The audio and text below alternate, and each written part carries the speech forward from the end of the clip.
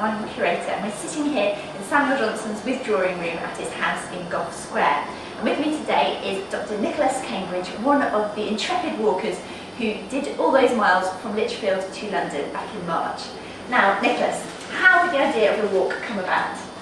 Well, it came about in the inaugural meeting of the Johnson Tercentenary Committee, which was on the 23rd of June 2004, and we were talking about the best way to launch the Tercentenary, and Tony Thompson, who was then the leader of the Lichfield City Council, suggested that we launch the year by recreating Johnson and Garrick's walk of 1737, so why not start it on the 2nd of March? That's how it came about.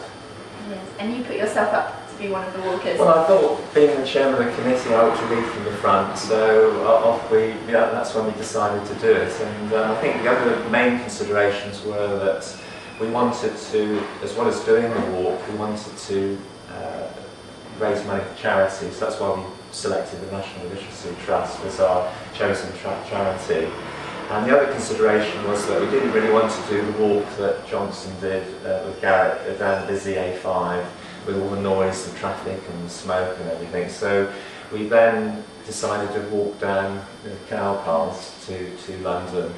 And of course the other thing we had to think about was the route. We could have gone via Oxford and visited his college, obviously at Pembroke, but of course that would have meant an extra 30 odd miles. And as it was, we were talking in terms of about 165 miles, which in a London day's walking works out at 15 miles a day.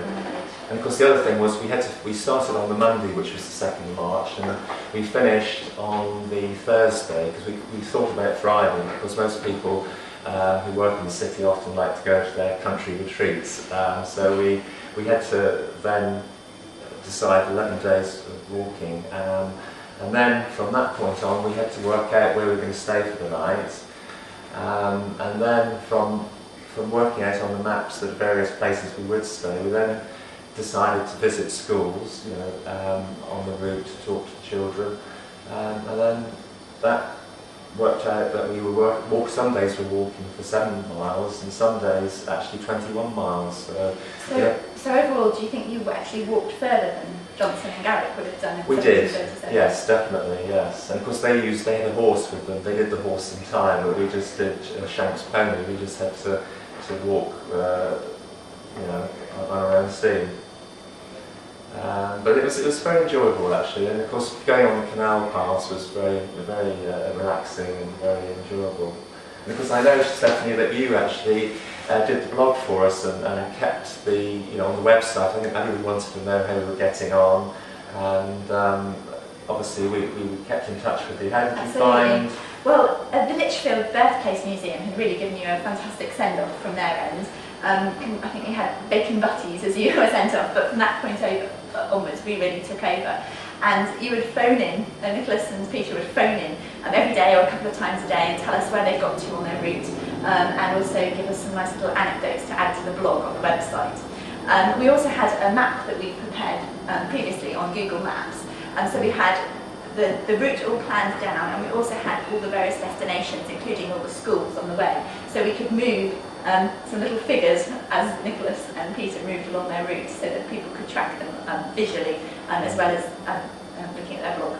Yes, and I think the feedback generally was quite good, wasn't it? Definitely. Yes. And of course the other thing was, of course, we're talking at Johnson Johnson's house now, and it's very, very warm, I might add. And of course when we arrived in London on the Thursday, we were met by Lord Harmsworth. We had a reception here with the school children, didn't we? And had a chance to relax and drink some Johnson beer before we set off to the Guildhall. But certainly it was a very enjoyable experience.